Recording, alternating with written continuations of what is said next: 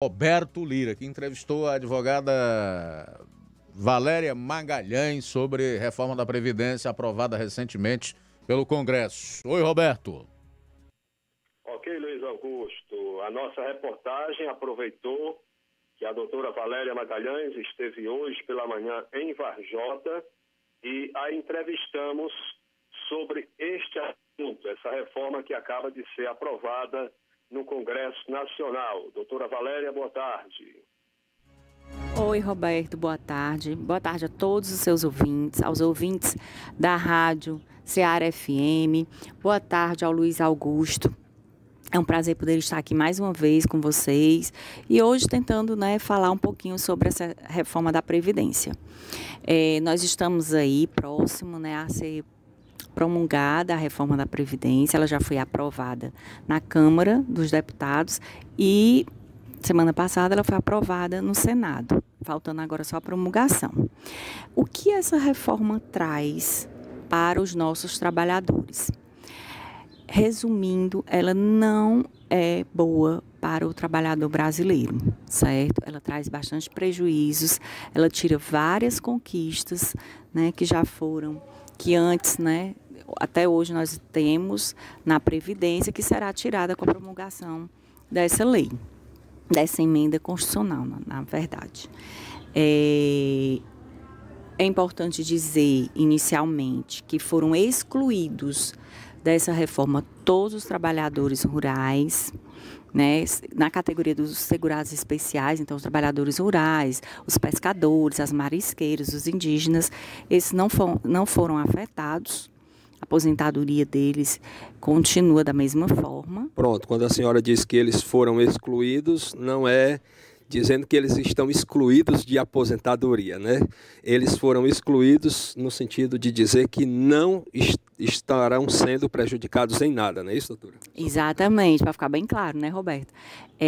Continua da mesma forma, a questão da aposentadoria para essa categoria de segurados especiais, que mulher 55 anos, homem 60, comprovando aí a atividade rural, pesqueira, no mínimo por 15 anos. Então, essa continua da mesma forma.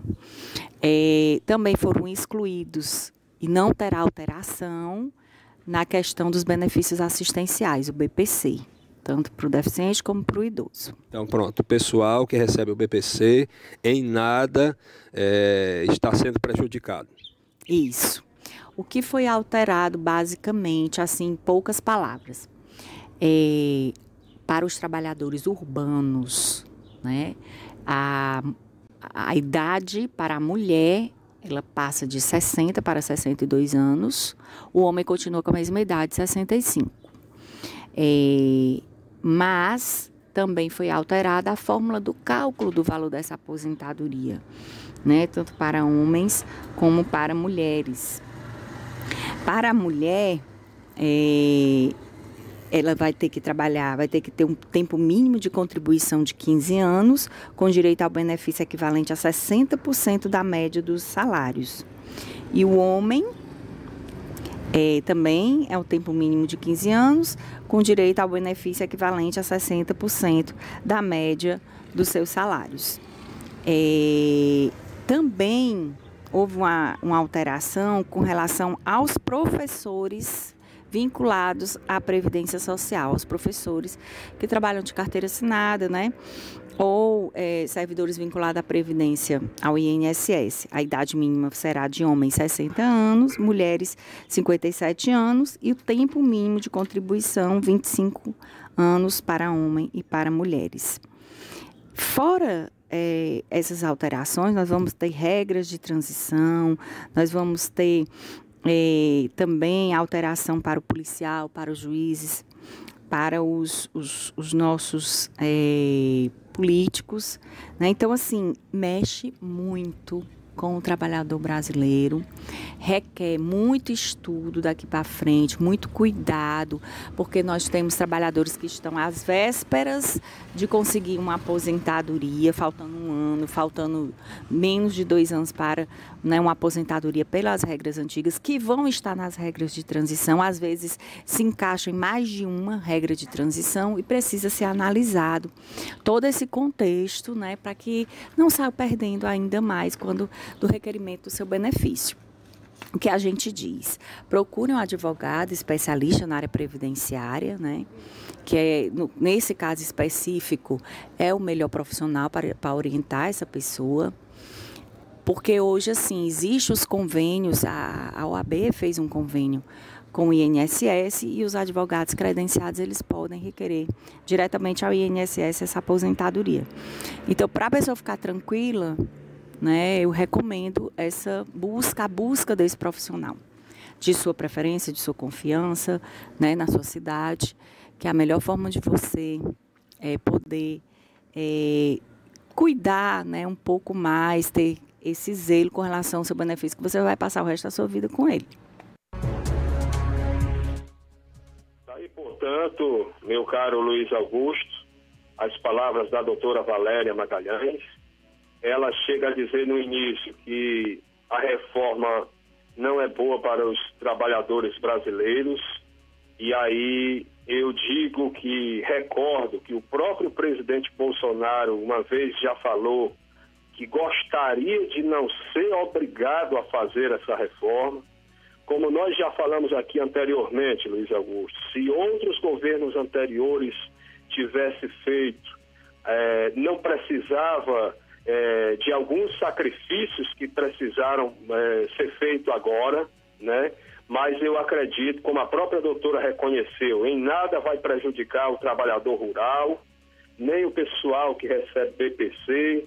Ela falou que houve alterações para os políticos que vão perder alguns direitos, é bom que se diga isso, que a grande mídia não divulga, né? Então eu acredito que pode não ter sido a reforma ideal, mas é a reforma possível, a melhor. É a reforma que o país precisa e será boa para a questão da geração de emprego, para destravar a economia, consequentemente gerar mais emprego, e para aqueles que hoje não têm nenhuma perspectiva, estão totalmente alijados do mercado de trabalho e sem condição de retornar. Para esses aí vai ser excelente. Agora, quem foi que disse que quando se vai reformar algo, vai se fazer para melhorar? Não. A gente sabe que todos os países do mundo tiveram que fazer essas reformas e diversas adequações no seu modelo previdenciário por uma razão simples, por conta do envelhecimento da população e para que essa conta de quem paga e de quem recebe fique equilibrada e o sistema previdenciário consiga funcionar. Não adianta nada você manter um monte de direito e gente cheia de privilégio, com altas aposentadorias, sem dinheiro para pagar. E que adianta ter direito e não ter dinheiro para receber? Não é? Verdade. Então as pessoas precisam entender isso. É verdade.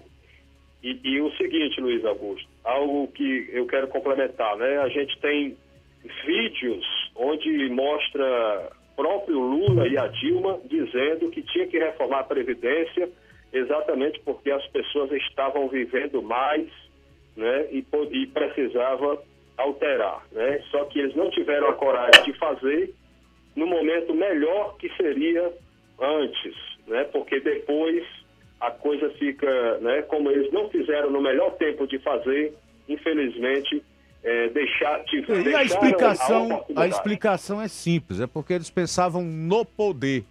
E o atual presidente, com sua equipe, pensam no país, nas futuras gerações, né? Eles sabem que o poder é passageiro. Amanhã eles não estarão aí.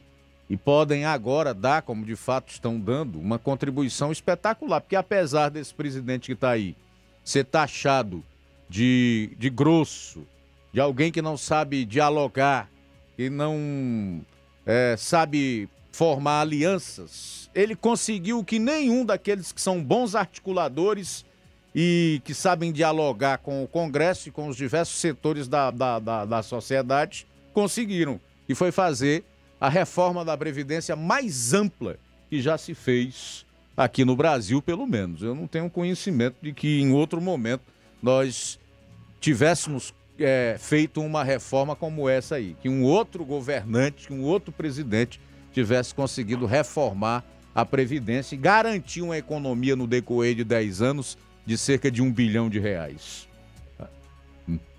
Certo? É verdade. E Luiz Augusto, só encerrando, já para encerrar, nosso horário terminou, deixando, Luiz Augusto, o seguinte: na sexta-feira falávamos sobre o partido do presidente e eu dizia que eu considerava que o presidente nem partido tem, ele é apenas filiado a um partido. E eu dizia que isso era importante porque mostrava que ele não tem rabo preso nem com o próprio partido. Dias depois, ele mesmo vai e fala que pode ser um presidente sem partido. Isso mostra que os nossos comentários são abalizados com os fatos e com a verdade, meu caro Luiz Augusto. Essa é a minha participação. Roberto Lira, ao vivo de Varjota, para o Jornal Ceará. Boa tarde. Boa tarde. Obrigado, Roberto, pelas informações.